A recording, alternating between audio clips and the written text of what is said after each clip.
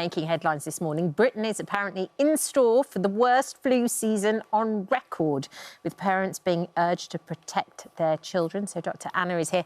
My two have just had that nasal vaccination. Absolutely brilliant. That's the best thing you can do. Well done. Excellent. So why is it going to be so bad? Yeah. So every year we get flu at this time of the year. Right. Typically flu A, flu B. We follow whatever's happened in Australia. They have their winter before us. So we watch what's going on over there and know what we are going to be in for.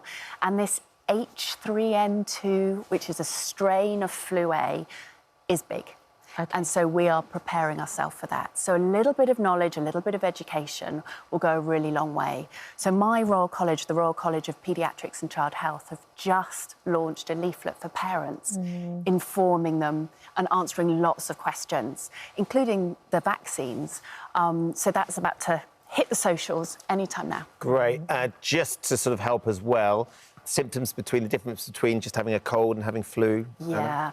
So a cold, we tend to describe it as an upper respiratory tract infection. So it affects the nose, the ears, the throat. So drippy nose can cause you to have a bit of a cough, but it's not because the lungs are affected, it's because it's dripping down the back of your throat. Yeah. You can have a sore throat, you can have tonsillitis, you can have otitis media.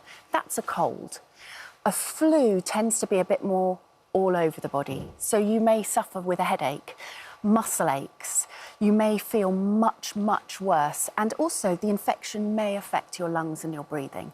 So it's a slightly different disease, but caused by one of these delightful viruses that are floating around. And how likely is it going to be that your child might need to go to hospital? Yeah, so it depends on the symptoms and how unwell they are, because you can keep a child at home, provided you're keeping their temperature under control, provided they're not breathing too fast, and providing they're able to eat and drink. Eat less, drinking I really need. I need them to be peeing, I need them to feel hydrated. So if any of that's not happening, then come and see us, because that's showing us signs that the child might not be coping with the viral infection quite as well as they could be. And with the flu, is one of the symptoms that they could have a seizure?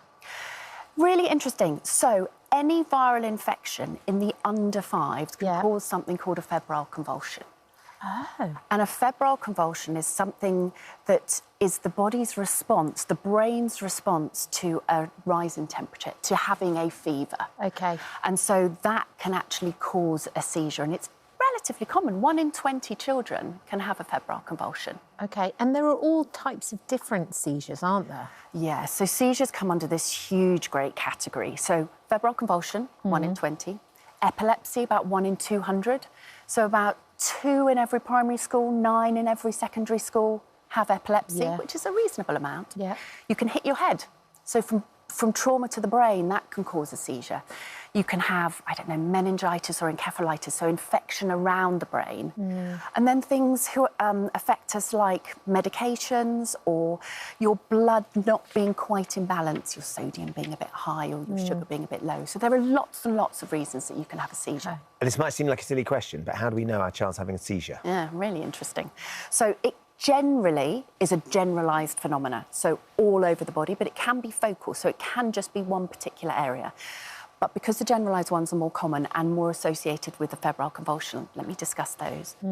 Unconscious, can fall to the floor. So Eyes roll completely back. out? Completely out. OK. Eyes can roll back. Jaw clenched. You can get foaming at the mouth, and if you've bitten your tongue accidentally, there can be a bit of blood in it. That's not unusual. Yeah. The breathing becomes a bit laboured, quite noisy, quite hard, and they can lose continence of urine, so they can wet themselves. And this happens with both arms shaking and both legs shaking. They tend to be very stiff. OK. So if a child is doing this and they're safe, they're not hitting their head, they're not hitting their body, they're in a safe space, ideally as a parent, You're taking a note of the time because as health, we want to know how long. I know it's the last. And thing like if of. you I would, know, your I realise baby's that. like, I know. okay, so talk us through so it goes into my brain and I don't just If you panic. can, that's amazing. Okay. Provided they're safe. Okay. I don't want you putting anything in their mouth, please. So you don't try and stop them biting Nope. their tongue? And I don't want you hugging them to stop them seizing. Ideally, I just want you to let them have their seizure. Okay. Provided they're safe. But safely. If you feel they're struggling with their breathing, maybe their lips are going blue, you can turn them onto their side. Not full over, but just on their side so that all that dribble and foam in their mouth can Roll out. Exactly. But best to leave be. With a seizure, if it's the first time your child's had a seizure, you're probably going to want to phone 999. Yeah. I certainly would, because seizures normally burn themselves out before 5 minutes, but if they're still going at 5 minutes, I as healthcare want to know you want treatment. And so the ambulance crew, wherever you are in the UK, bring medication to stop a seizure. That's part of their medication pack. So 999 for a first seizure. If you're used to the seizures, your child has epilepsy. Yeah. Or they're known to have febrile convulsions. So they've got another viral illness, they're having another febrile convulsion. You're used to it, you know the pattern, this is exactly what they do, you can stay at home. Okay. You said just before you did those last few tips, Annie, you said if they're having a seizure, don't hug them, you don't need... Why? Why would it not? Because all of our instincts is going to be, I'm going to hold on to you because that's going to be the safest place for you to be. Why would you not? You don't want to stimulate the body unnecessarily because a seizure is electrical activity in the brain that is just fired off for a reason. Right. Be it the change in temperature, be it the hitting the head, be it the infection. So you're not going to stop that. You almost want the body to burn out on its own. If you stimulate more by holding, you're not doing any good. You're just encouraging that stimulation. So it might react So to it your might make touch. it worse. It might mean that the seizure goes on for longer. So we always advise. If you can. So, yes.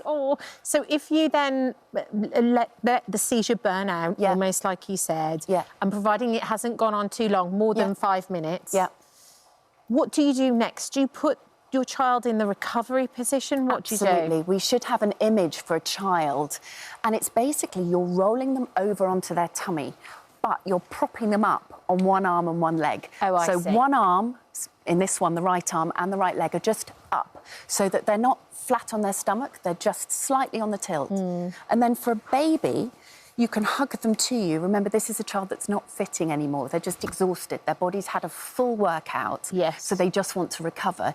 You can put them in the recovery position, which is basically head down.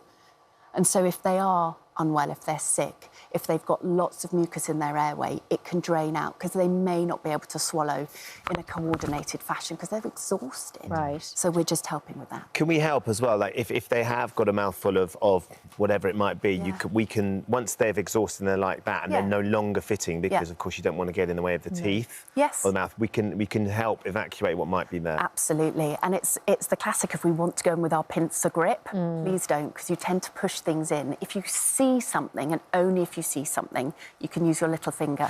And ideally, again, the child's on their side so that gravity is helping you. And you're sort of seeing what it is with your little finger and licking it down. What about activities after a seizure? Once the child is better, is there anything that we should kind of avoid or not do? Hot baths, anything like that? I think if a child has had a febrile convulsion, they have a viral illness, so their temperature is likely to keep going up and down. So just try and keep on top of the temperature, which you can do with fluids, you can do with air in the room, you can do with paracetamol, ibuprofen if you want. But if this is epilepsy, then a child is prone to having seizures, so you want to keep an eye on them. They might have a seizure when they're on their bicycle, when they're swimming in the local pool, when they're in the bath. So you want to be with them. And that's something that you will be talking with your GP or your paediatrician or your epilepsy specialist about. So that's nuanced. OK. So any sort of support, if you have been through it, just talk to GP and make sure you've got the information you need. Absolutely. And if it's a first seizure, 999. Oh, hello. Thank you for visiting our This Morning YouTube channel. We upload tons of new content every single day. So hit the subscribe button, like all the videos and don't miss out. We'll see you in the morning.